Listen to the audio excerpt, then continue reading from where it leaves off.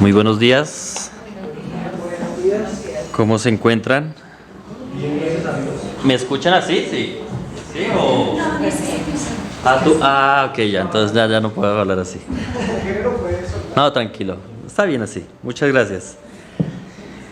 Bueno, para los que no saben, aunque ya lo dijeron, mi nombre es Edwin. Venimos de Aposento Alto Norte y es un gusto poderles visitar en la mañana de hoy. Estamos aquí por invitación y queremos pues compartir la palabra con ustedes en este tiempo que el Señor nos permite. Entiendo que están estudiando el libro de Éxodo, ¿sí? Sí, señor. Estamos bien ahí y que hoy nos corresponde el capítulo 12, ¿cierto? Estamos también ahí. Pregunta, ¿lo leyeron? ¿O parte del ejercicio es leerlo acá? Pregunto. No estoy regañando, estoy preguntando.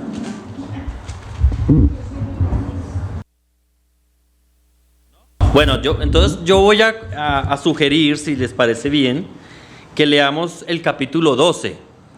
Realmente son 51 versículos para 45 minutos y ya llevo 5, entonces vamos a ver cómo nos va. Abran sus Biblias entonces en Éxodo capítulo 12, verso 1, dice lo siguiente, voy a leer desde la Reina Valera.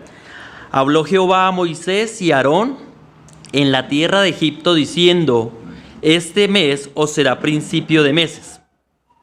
Para vosotros será este mes el primero de los meses del año. Voy a hacer algunas inferencias, pero ya después vamos a entrar un poco a la meditación del texto, ¿cierto? Entonces, lo primero que quiero establecer es que el pueblo de Israel está en Egipto, ¿sí? No está en otro lugar geográficamente hablando. Pero la segunda cosa que quiero hacer inferencia es que a partir de este capítulo, como que se reconfigura cuál es el primer mes del año para el calendario judío, ¿sí? Y sobre esa base comienzan a andar el cálculo y la asignación de las fechas de las fiestas o celebridades que el pueblo va a comenzar a tener. Y una de estas es la Pascua, que es el texto que estamos leyendo. Dice: hablad a toda la congregación de Israel diciendo: en el 10 de este mes, tómese cada uno un cordero según las familias de los padres, un cordero por familia. Mas si la familia fuere tan pequeña que no bastase para comer el cordero, entonces él y su vecino inmediato a su casa tomarán uno según el número de las personas, conforme al comer de cada hombre. Interesante que la Biblia aún hace referencia que los hombres son los que marcan la parada a la hora de comer. ¿Sí o no, mis queridos hermanos? ¿O no?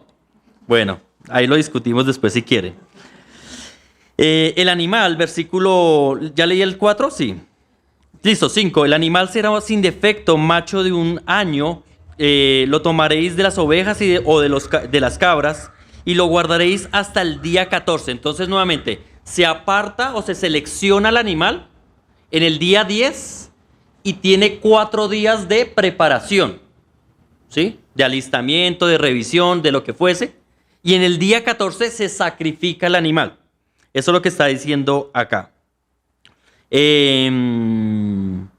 Versículo 7. Y tomará de la sangre y la pondrán en los postes y en el dintel de las casas en que lo han de comer. Y aquella noche comerán la carne asada al fuego, panes sin levadura, con hierbas amargas lo comerán. Entonces aquí nos está diciendo parte de los elementos que habían en esta celebración. Digo parte porque libros especializados nos hablan de que hay otros elementos gastronómicos que acompañan estos que están siendo mencionados aquí, ¿sí? No necesariamente tenemos que tenerlos todos, pero los historiadores nos aportan un poco más de elementos gastronómicos. Aquí se nos están diciendo algunos. Ninguna cosa comeréis de él cruda. Entonces técnicamente vamos a hacer es un asado, ¿sí? La carne asadita. Ni cocida en agua, no es sancocho, no es sudado, no es estofado, es un asado. Sino asada al fuego, su cabeza con sus pies y sus entrañas. Ninguna cosa dejaréis de él hasta la mañana. Y lo que quedare hasta la mañana lo quemaréis en el fuego. Entonces teníamos dos opciones. 1, o nos acabamos todo. 2, si no alcanzamos a acabarnos todo, toca entonces dejar que se consuma en el fuego.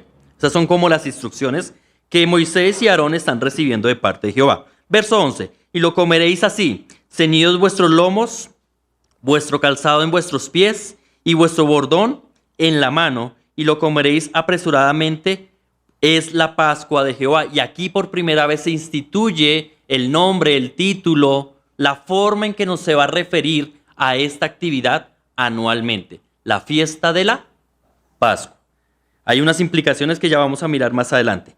Pues yo pasaré aquella noche por la tierra de Egipto y heriré a todo primogénito de la tierra de Egipto, así de los hombres como de las bestias, y ejecutaré mis juicios en todos los dioses de Egipto. Yo, Jehová, y la sangre os será por señal en las casas donde vosotros estéis. Y veré la sangre y pasaré de vosotros, y no habrá en vosotros plaga de mortandad cuando hiera a la tierra de Egipto. Entonces aquí hay como también un convenio y un contrato, donde las partes se responsabilizan de cumplir sus debidas acciones.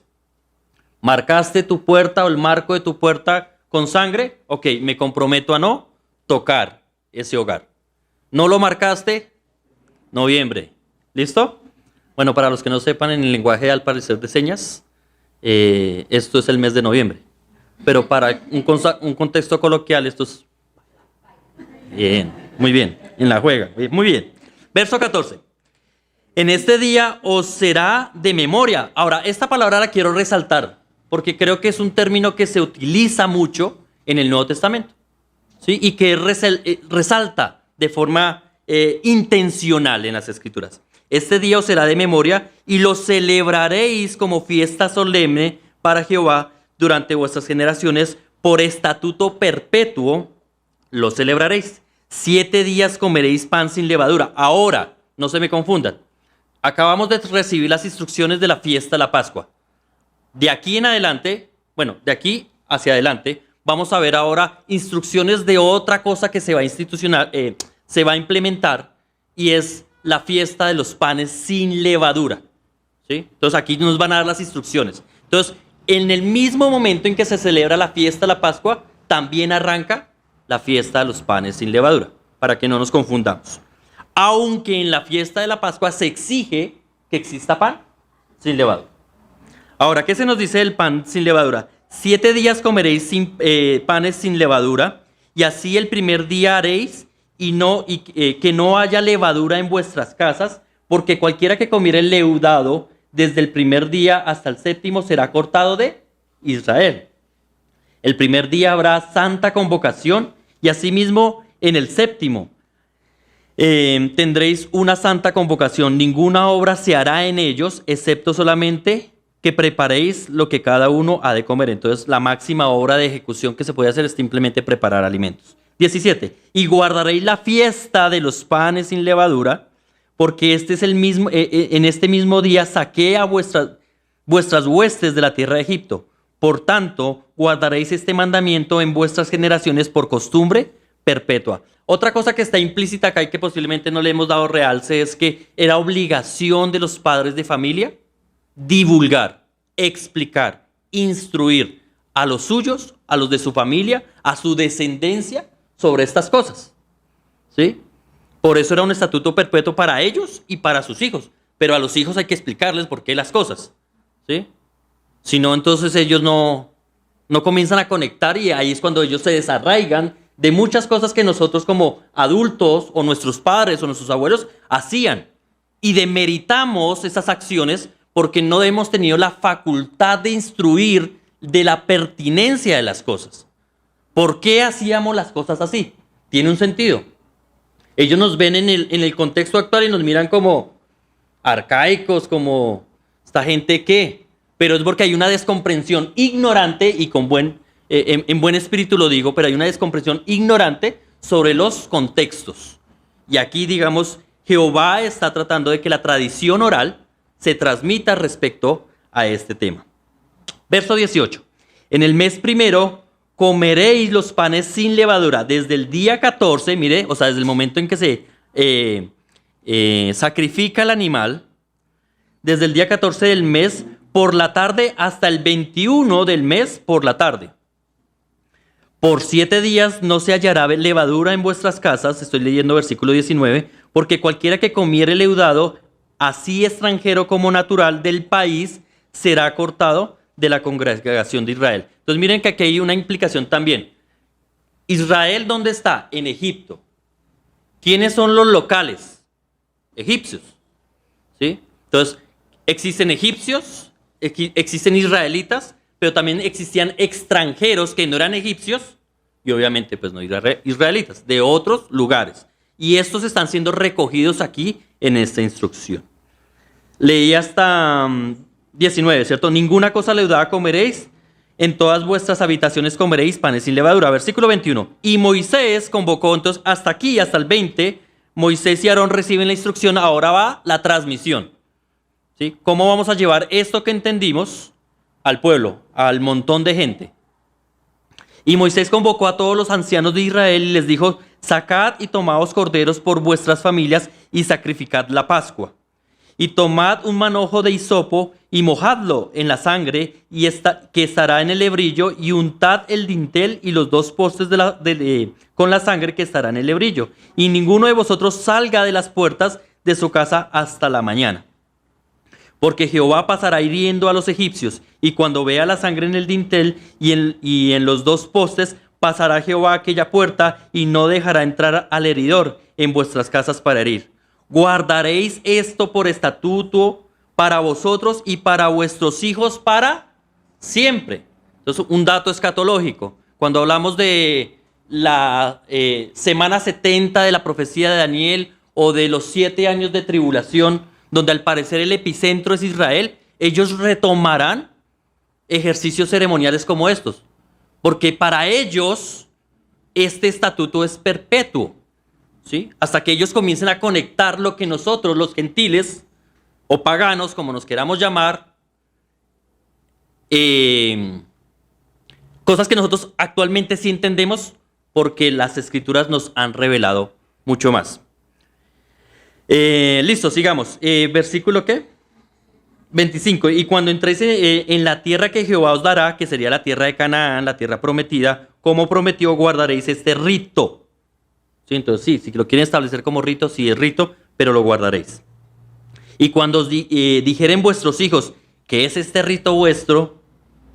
Vosotros responderéis, es la víctima de la Pascua de Jehová.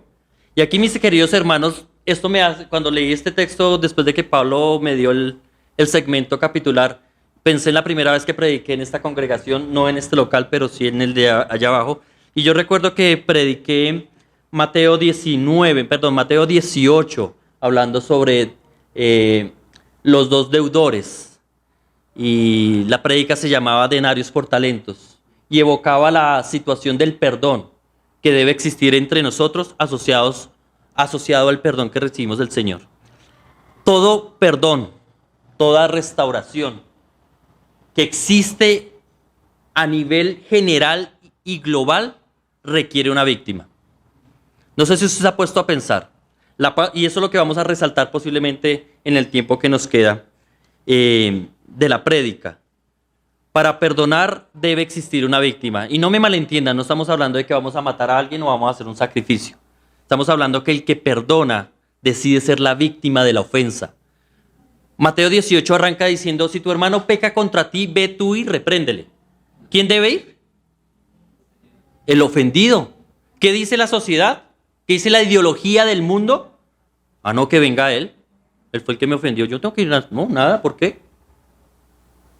Pero las escrituras nos dicen otra cosa. Y eso requiere que uno debe, de alguna manera, sacrificar mucho de ese ego que se contrapone para ser el tramitador de una solución. Y la Pascua es una serie de tipos de Cristo y de simbolismos que representan el perdón y la restauración. No solamente de Israel, de la raza humana, por medio de la obra de una víctima que muere. Por esto es la víctima de la Pascua. Sigamos leyendo.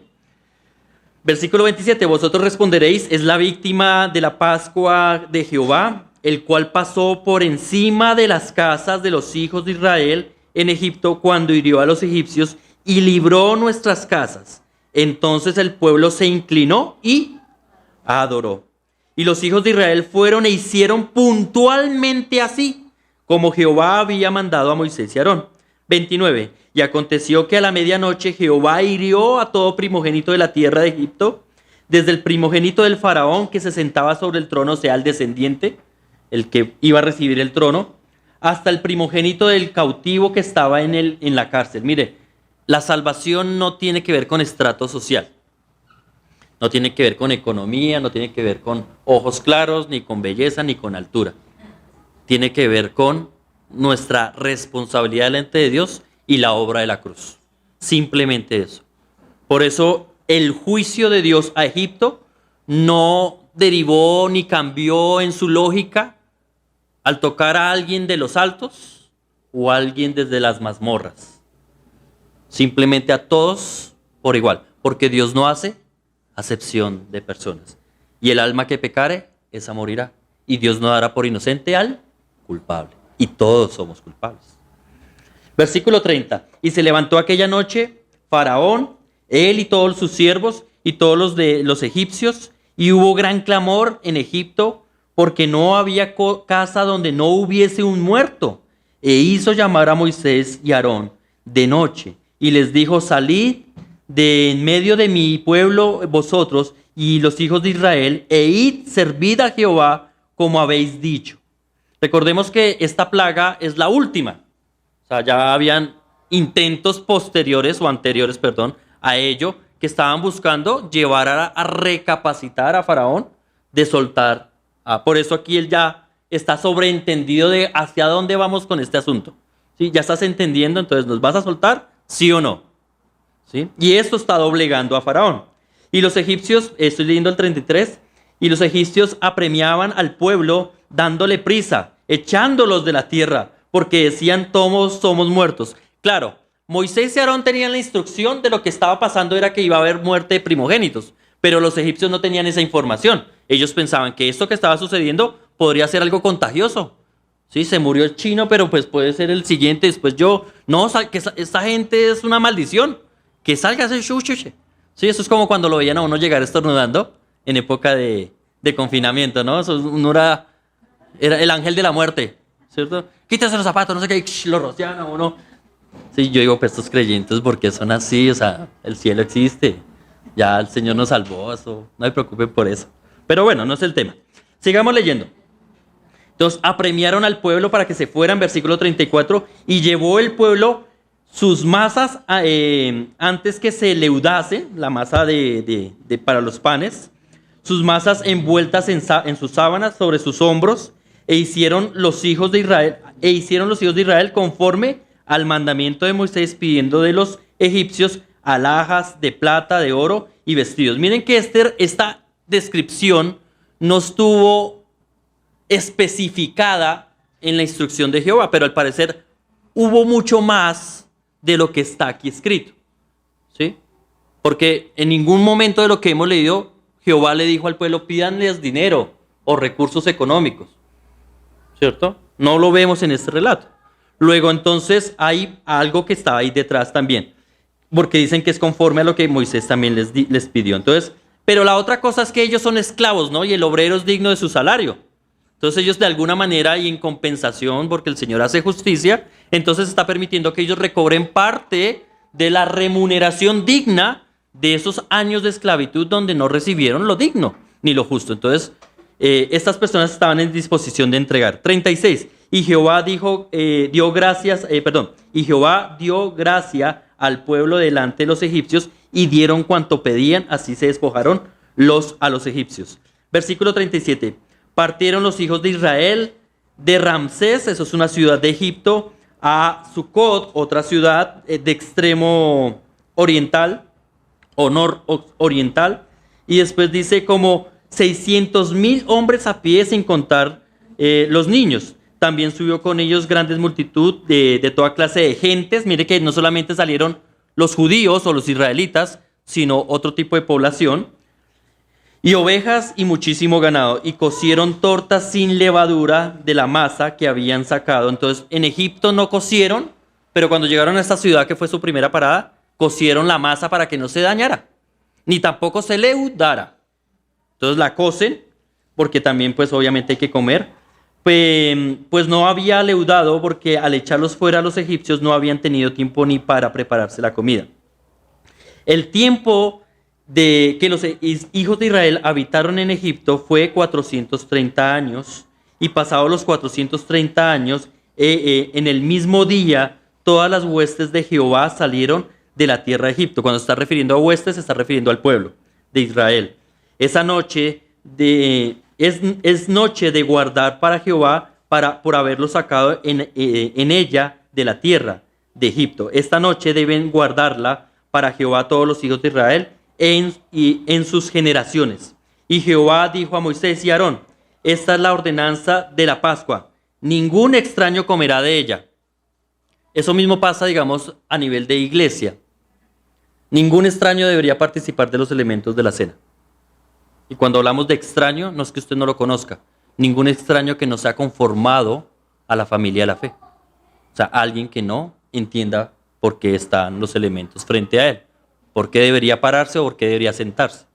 ¿O por qué los como o no? Ese sería el extraño. Sigo leyendo. ¿Dónde iba? Gracias. Mas todo siervo humano comprado por dinero comerá de ella, después que lo hubiese circuncidado. Entonces tenía que haber sido circuncidado para participar de la Pascua. El extranjero y el jornalero no comerán de ella. Se comerá en su casa, no en la calle. No es un asado a la intemperie, en la casa. No llevarás de aquella carne fuera de ella, o sea, de la casa. Ni quebraréis hueso suyo. Esto es una profecía mesiánica refiriéndose a Cristo, donde no le fue quebrado ningún hueso. Y aun cuando le clavaron la lanza en el costado, entró entre las costillas, mas no le quebraron ningún hueso, siendo cumplida esta. Y un salmo cita esta profecía. Versículo 47. Toda la congregación de Israel lo hará, mas si algún extranjero morare contigo y quisiese. Recuerden que al comienzo dijeron que extranjeros no, pero era que sí, sino que simplemente se da la instrucción generalizada y después se hablan de las excepciones. Entonces dice: si quisiese celebrar la Pascua, séale circuncidado todo varón, y entonces la celebrará, y será como uno de vuestra nación. O sea que la circuncisión adopta a aquella población que no hace parte de Israel. Pero ningún incircunciso comerá de ella. La misma ley será para el natural, o sea, si es un egipcio, y para el extranjero, si no es un israelita ni egipcio, sino de otra tierra, que habitar entre vosotros. Así lo hicieron todos los hijos de Israel, como mandó Jehová a Moisés y Aarón, así lo hicieron. Y en aquel mismo día sacó Jehová de los hijos de Israel de la tierra de Egipto por sus ejércitos. ¿Listo? Esa es toda la lectura. Técnicamente quise leerlo porque realmente predicar sin que haya un conocimiento de lo que nos corresponde avanzar para llegar al capítulo 13 sería de alguna manera injusto. Hablemos un poco del Cordero Pascual. No sé si usted, bueno, quiero leer con ustedes 1 Corintios 5:7, lo primero que quiero establecer. Dice 1 Corintios 5:7, esto lo habla Pablo: limpiaos pues de la vieja levadura para que seáis nueva masa, sin levadura como sois, porque nuestra Pascua, dice Pablo a los gentiles, iglesia de Corinto en Grecia, es Cristo, que es Cristo, fue sacrificada por nosotros. Esta es la razón por la cual nosotros, los protestantes, los aleluyas, los panderetos, como nos quieran llamar, ¿sí?, no celebramos la Pascua, porque nuestra Pascua ya fue celebrada. ¿Y quién es? Cristo. Entonces ese concepto de judíos mesiánicos no cuadra, porque esta institución denominacional celebra todas estas ceremonias por estatuto perpetuo. Y las Escrituras nos llaman a entender que nuestra Pascua, la que nos representa y que les representa a ellos, que es la misma Pascua, ya fue celebrada por nosotros y en nosotros. Y está relacionada también con la levadura. Interesante, dice: limpiaos pues de la vieja levadura, o sea, de nuestra antigua forma de vivir. En Cristo comenzamos a entender no solamente la salvación, sino la forma en que debemos comenzar a cambiar nuestros hábitos, pensamientos, procederes para conformarnos cada vez más a la imagen del Señor. Porque el que comenzó la buena obra, Filipenses 1:6, la va a terminar. Eso se llama santificación. La forma en que yo decido por entendimiento de las Escrituras y renovación de mi entendimiento respecto a las Escrituras a conformar mi vida a lo que el Señor está disponiendo. Entonces, lo primero que tenemos que establecer, porque sería muy bonito leer todo esto y no tener ninguna aplicación para la iglesia actual, porque pues tendría que ser simplemente un estudio donde conmemoramos o hacemos remembranza de la historia, de la cultura, del contexto, de la geografía. ¿Y eso para qué nos sirve, mis queridos hermanos? ¿Sí? Tenemos que mirar cómo esto trasciende a nuestra realidad dentro de nuestra fe. Pero cuando comenzamos a conectar, como en este caso 1 Corintios 5, que Cristo es nuestra Pascua, entonces, yo también he hecho parte de esa celebración. ¿Sí? No como un rito, pero sí desde el punto de vista de mi confianza a ese Cordero que al derramar su sangre me protegió.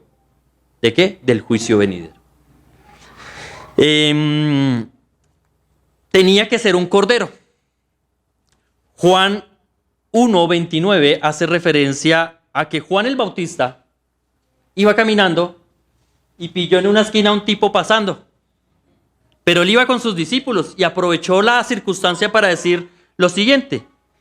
Al día siguiente, vio Juan a Jesús que venía a él y le dijo: he ahí el Cordero de Dios que quita el pecado del mundo.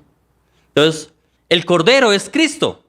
Isaías 53 también lo dice, que como Cordero fue llevado al matadero, no abrió su boca, enmudeció, ¿sí? Y delante de sus trasquiladores, ¿cierto?, fue quitado de la tierra de los vivientes.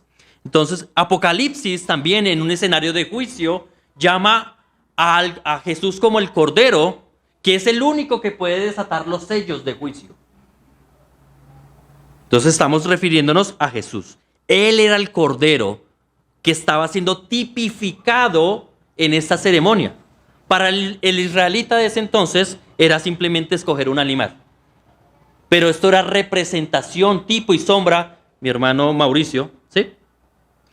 Colocó varios textos haciendo referencia a esto al inicio de su dirección, y vemos que estos son sombras de lo que había de venir. Colosenses 2.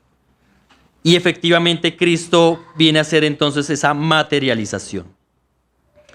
Tenía que ser macho de 1 año. Entonces aquí cada uno dice: no, pero Jesús tenía 33 cuando murió, eso no me cuadra. En términos de ganadería, que sea macho de 1 año, bueno, el género es importante, macho también. Sí, yo sé que hay muchas mujeres, pero pues si alguno es progresista y feminista, pues lo siento. Las escrituras son claras. No lo siento por mí, lo siento porque así el Creador lo ha dispuesto. Y Él se presenta como padre masculino, se presenta como hijo y establece un gobierno eclesial como ancianos en plural y en masculino. Pero Dios dice que todo lo que creó fue bueno. Y cuando dijo eso, varón y hembra los creó.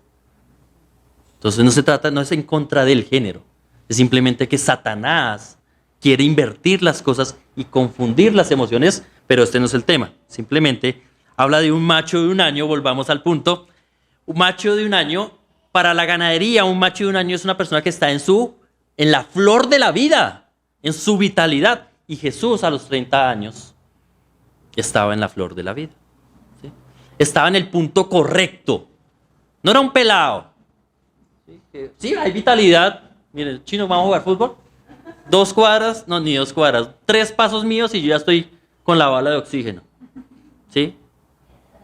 Vitalidad, pero posiblemente en experiencia e insensatez, aunque él corra más, yo puedo posiblemente ser un poco más ágil. Porque la vitalidad de la vida, que está hablando aquí haciendo referencia, tiene que ver con la madurez y con la fuerza. Y a esta edad de los 30 años Jesús estaba cumpliendo este escenario. Debía ser sin defecto. ¿Qué dice 1 de Pedro 1:19? Dice: sino con la sangre preciosa de Cristo, como un cordero sin mancha y sin contaminación. El autor de Hebreos presenta a Cristo como alguien que no pecó, ni que no hubo engaño en su boca. Entonces, este cordero perfecto también está mostrando al Señor Jesús. Había que ser preparado 4 días antes. ¿Ustedes saben cuándo entró el Señor Jesús a Jerusalén en su última entrada, que se conoce como la entrada triunfal? 4 días antes. Y en el 4.º día se sentó a la mesa. Bueno, realmente antes de sentarse mandó a 2 de sus discípulos a decirle, díganle al tipo de allá que en el aposento alto, o sea, no en esta iglesia, sino en el 2.º piso de la edificación de ese entonces que se conoce como el aposento alto, vamos a celebrar la Pascua. ¿Sí? Y fueron los discípulos y organizaron todo. Y celebraron la Pascua. Y estando ahí el Señor instituye la cena. Y entonces todo comienza a conectarse. Si yo me fuese un poco más atrás a más o menos Génesis capítulo 14, ustedes van a encontrar un relato donde Abraham, después de haber rescatado a Lot, de haber sido secuestrado por las FARC, por Kedorlaomer y otros, se encontró con el rey de Salem, rey sacerdote. Salem, ese monte es Jerusalén hoy en día. Y este rey sacerdote, cuando vio a Abraham, lo bendijo y sacó pan y vino. Interesante, ¿no? Cómo se van conectando estos simbolismos que a la final terminan siendo etéreos si no tiene una conciencia clara de lo que representan en Cristo. Sigo leyendo. Había que ser separado el 4.º día, eso hizo el Señor Jesús, y en el 4.º día fue el día en que instituyó la cena, y esa misma noche fue arrestado cerca al Monte de los Olivos, cuando Judas vino y le dio su pico. Y de ahí ustedes ya conocen lo que se deriva ahí. Había de ser muerto y asado al fuego, decía el relato, ¿cierto? Hablando del Cordero. Esto habla de la prueba del sufrimiento, de la forma en que iba a morir. ¿Cuántos de ustedes quieren morir? Listo, es lo natural. Ahora, todos vamos a morir, ¿ya? Ya bajamos al estado de conciencia. Si les tocara escoger de qué forma quieren morir, ¿qué escogerían? No, yo sé que no es bonito, pero hay que escoger una. Dentro de lo peorcito, ¿cuál sería la de usted? Un infarto, dice, no. Morir de la dicha. Bien, excelente. No he visto el primer muerto así, pero pues... sí. Pero si yo les digo, bueno, hermanos, decidamos para hacer económica la vaina, entonces muramos todos quemados. ¿Les parece bien? Sí. La reacción, no como la representación del símbolo del fuego, es algo fuerte. Pero es interesante como primera de Pedro, bueno, Pedro expresa en su primera carta y segunda la importancia de ser purificados por medio del fuego. Y habla del perfeccionamiento, la madurez del creyente por medio de las aflicciones, de las circunstancias. Santiago lo expresa como algo que debe traer sumo gozo cuando vienen a nosotros no una prueba, diversas pruebas. Sabiendo, tenemos que entender en qué cuadrante estamos delante del Señor. Debemos comprobar la buena voluntad de Dios que es agradable y perfecta, sabiendo que la prueba de vuestra fe, porque cuando estamos en circunstancias difíciles, nuestra fe comienza con el Parkinson. Porque ese es el objetivo, mirar hasta dónde y cuánto resistes. No porque con eso te salves, sino que eso te va a forjar como elemento, como instrumento delante del Señor. Y el Señor Jesús fue forjado en eso. Por eso el autor de Hebreos se toma el atrevimiento de decir que aunque no fue desobediente, no es que él fuera desobediente, pero él obedeció y se humilló. ¿Sí? Hasta la muerte de cruz. Se sujetó en su rol de hijo ante el Padre. Otra cosa que quiero posiblemente destacar está en Hebreos 9:26, yo lo tengo acá. Dice, de otra manera, les hubiera sido necesario padecer muchas veces desde el principio del mundo, pero ahora, en la consumación de los siglos, se presentó una vez y para siempre por el sacrificio de sí mismo para quitar de en medio el pecado. El cordero o el animal debía estar muerto, si se dieron cuenta en la lectura, debían matarlo todo el pueblo. Todo el pueblo tenía que estar ahí presente para matar al animal. Y de ahí tomar todos cada uno su sangre, y comienza a hacer Art Attack, para los que entienden la referencia. Todos nosotros somos culpables, dice Romanos 3:23, por cuanto todos pecaron, todos estamos destituidos de la gloria de Dios. Pero también hablaba de la forma en que Jesús iba a morir. Porque ¿cuál era ese pueblo que podía matar al animal y verter su sangre? Israel. ¿Quiénes mataron al Señor Jesús? Su pueblo.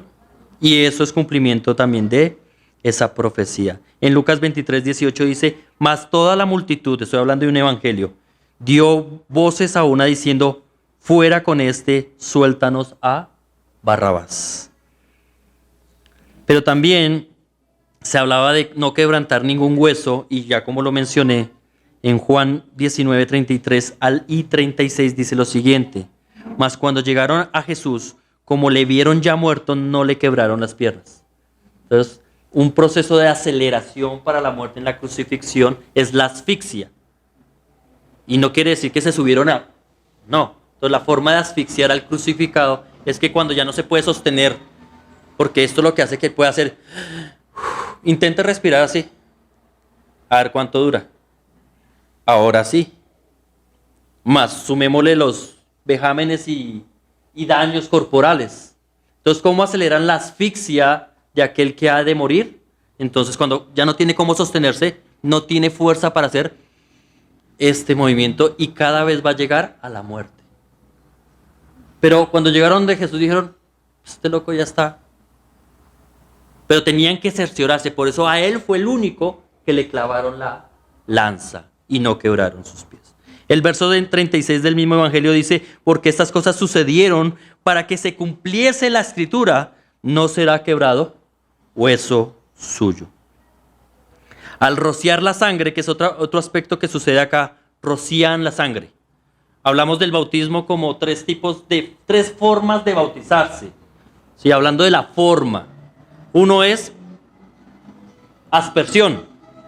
Esta práctica, no del bautismo, la aspersión. No se confundan conmigo. La aspersión es una práctica antiguotestamentaria, donde el pueblo tenía que ser rociado con la sangre de la víctima. Y la sangre caía sobre él. De ahí la frase que ustedes van a escuchar de Pablo y de otras personas que dice que la sangre de ellos caiga sobre ustedes, como diciendo, yo me libro de la responsabilidad de lo que está pasando.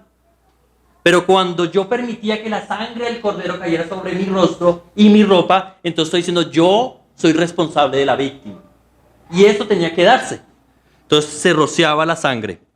Otro sistema de bautismo, forma de bautismo es inmersión, que es la que nosotros practicamos. Porque vemos que el Señor Jesús fue a un río, junto con Juan y otros, y fueron sumergidos, por eso practicamos la inmersión. Pero bueno, no estamos hablando de bautismo. Entonces se rociaba con la sangre, ¿cierto? Eso te hacía responsable y parte de ello, Romanos 5:11 dice, y no solo esto, sino que también nos gloriamos en Dios por el Señor Jesucristo, por quien hemos recibido honra y reconciliación. Porque esto significaba la manera en que el pueblo o la humanidad iba a ser reconciliada por el pecado. Se rociaba la sangre de un hisopo, había que rociarse en los postes también. Esto habla de protección, la cobertura que tiene la sangre en nuestra vida. ¿Sí? La sangre de Cristo nos protege, mis queridos hermanos. Eso no quiere decir que ahorita salgamos a la séptima a ver si un carro no me coge. No, ese no es el tipo de protección que el Señor está tratando de decir. Estamos hablando de que sea en la vida o la muerte, en lo alto o en lo porvenir, ninguna cosa creada nos va a poder separar del inmenso amor que el Señor ha tenido para con nosotros. Pero como también leíamos al final de la dirección en Pedro, más el Dios de toda gracia, ¿sí recuerdan que leímos esa parte? Al final dice que tendríamos que padecer, si pudiésemos o tuviésemos que padecer por un poco de tiempo. Eso hace parte de la voluntad de Dios. Entonces aquí no estamos hablando de una fe que se sustenta en la prosperidad y en el ser inmune ante el daño que en esta sociedad se puede generar tanto físico como espiritual como emocional. Estamos hablando de que en Cristo estamos seguros. Hebreos 10:29 dice, ¿cuánto mayor castigo pensáis que merecerá el que pisotee al Hijo de Dios y tuviere por inmunda la sangre del pacto, en la cual fue sacrificado, e hiciere afrenta al Espíritu de gracia? Y esa es la razón por la cual la sangre iba en el poste, y en el dintel, no en el piso. No era la entrada, no en el tapete que decía bienvenido o welcome. No, era en el marco.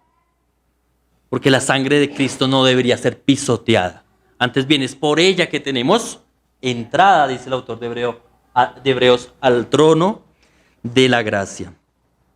Sangre rociada también en sus cuerpos. También se habla un poco de la comida, ¿no? Jesús dice que estando en la cena de la Pascua, de la cual Judas está participando como buen israelita. Si ustedes leen los 4 evangelios, el escenario de la cena, se van a dar cuenta que Judas no participó de la cena del Señor. Clave, el evangelio de Juan. Pero deben leer los 4 evangelios. Número 1, número 2. En la cena, en la Pascua, Jesús toma 2 elementos gastronómicos de la Pascua. El pan, que era sin levadura, y el vino. Y se refiere al vino como la copa. ¿Sí? Y esto también es importante estudiarlo. Si alguno tiene interés a ello, busquen libros especializados. Porque en la cena de la Pascua habían 4 tipos de copas. O 4 copas que tenían 4 títulos distintos. Y la copa que toma el Señor Jesús es la copa de juicio. Porque el juicio iba a caer sobre él. Pero los hace partícipes, porque por el juicio, el contenido de este juicio derramará mi sangre. Y esta es la forma en que ustedes deben hacer memoria, que es lo que también decía en la lectura que tuvimos. Esta celebración era para traer memoria. Ahora, ¿ustedes recuerdan cómo arrancó el capítulo 12? Habló Jehová a Moisés y a Aarón diciendo, y dio una instrucción. Ustedes saben cómo arranca Pablo en 1 Corintios capítulo 11, dice, porque yo recibí del Señor lo que también os he enseñado. Esto fue lo que hizo Aarón y Moisés. Enseñaron y recibieron lo que habían escuchado del Señor. Y lo están transmitiendo. Y es sobre el contexto de la cena, donde está el pan y está el jugo de uvas o el vino. También tenemos los panes sin levadura. Bíblicamente, la levadura no tiene ninguna connotación positiva de Génesis a Apocalipsis. Hay algunos comentaristas que discrepan, pero estoy convencido de que la levadura no tiene ninguna connotación positiva desde la forma y uso que las Escrituras la citan en cualquier contexto. Siempre tiene una connotación negativa. Y la levadura se asocia con el pecado, con algo que daña la masa o que dañó la masa, que hace que se infle. ¿Sí? Y por eso en esta fiesta no se permite que la levadura participe. Por ejemplo, 1 Corintios 5, ya leímos el 7, pero no leímos los demás. Versículos hasta el 8 voy a leer. Dice, limpiaos pues de la vieja levadura para que seáis nueva masa, sin levadura como sois, porque nuestra Pascua, que es Cristo, fue sacrificada por nosotros. Así que celebremos la fiesta no con la vieja levadura, ni con la levadura de malicia y de maldad, sino con panes sin levadura de sinceridad y de verdad. La levadura está siendo asociada con algo que es negativo para el creyente. Aún Jesús le dijo a sus discípulos, miren, háganle caso a la doctrina de los fariseos. Ahí colocó un like, pero no sigan su ejemplo. De ahí dijo, cuídense de la levadura de ellos, del ejemplo, porque lo que ellos estaban transmitiendo era la ley. Y para Jesús, bien, está bien, pero la forma en que aplican esa verdad o esas verdades era incorrecta. Estaba siendo leudada, contaminada. Eran guías ciegos. Colosenses 2:6 dice, por tanto, de la manera que habéis recibido al Señor Jesús, así debemos andar. Colosenses 2:6. Listo. ¿Hasta ahí tienen alguna pregunta? Eso nunca se hace en una predicación, ¿no? Preguntas, dudas, inquietudes, quejas, reclamos, sugerencias. ¿Cuánto tiempo tengo? ¿O cuánto tiempo me queda? ¿Ya me pasé? ¿Ya debería parar? Listo. Algunas consideraciones posiblemente finales para que entendamos. Posiblemente este texto era más un texto de meditar la obra de Cristo y el significado que tiene esa obra en nosotros, que debe llevarnos a transformar nuestra mente, nuestra vida, a darle significado a los elementos, pero no por los elementos per se, sino por la forma en que nosotros debemos vivir y andar y participar de ella dignamente, como nos corresponde. Posiblemente también nos libera de algún tipo de esclavitud mental donde, igual en la lectura que hizo nuestro hermano en Colosenses, no nos deben juzgar ni por día de fiesta, ni por día de reposo, ni por esto, aquello, luna o lo que sea. Porque nosotros no estamos cumpliendo un ritual. No nos corresponde cumplir un ritual. A nosotros nos corresponde simplemente hacer memoria con los elementos que evocan esa Pascua, esa víctima, ese aquel que se entregó en sustitución para que nosotros recibiéramos perdón. Pero esa misma realidad, y vuelvo y conecto, nos debe llevar también a la obligatoriedad como hijos de Dios a perdonar a otros. Sin nada de esas salidas que tenemos a veces como creyentes de no querer perdonar a los demás. Ofensas que son una bicocada al lado de lo que el Señor ha perdonado a nosotros. Eso ayuda a la integración como cuerpo de Cristo. Esto ayuda a la comunión. Porque la razón por la cual las Escrituras nos llaman a soportados con paciencia los unos a los otros es porque voy a tener unos cuantos hermanos que me van a afligir la paciencia, ¿sí? Que me van a generar bilis, ¿sí? Problemas gastrointestinales, malos pensamientos. Pero ustedes existen, pero bueno, digo ustedes como si me lo generaran, pero yo le genero a otros. Y esa realidad permite que el cuerpo de Cristo crezca, madure. Por eso el hermano que sale de la congregación por una molestia es un hermano que está demostrando inmadurez. Si es que, y me retrotraigo, es un hermano. Porque hay otros que salen de la puerta no siendo hermanos. ¿Sí? Y sería legítimo que se fueran por una molestia. Porque en el mundo no existe el perdón, no existe la reconciliación. Pero en Cristo la Pascua nos lleva a pensar en ello. En hacer las cosas tal como se nos dice. Y como yo sé que se nos pasó el tiempo, entonces vamos a orar. Amado Señor, gracias por esta mañana, gracias por el privilegio que nos permites de entender la fiesta de la Pascua. No solamente la salida del pueblo de Israel, sino también entender que es un símbolo de cómo salió Israel de la esclavitud, del pecado, a un proyecto nuevo, a una promesa que se iba a materializar años después.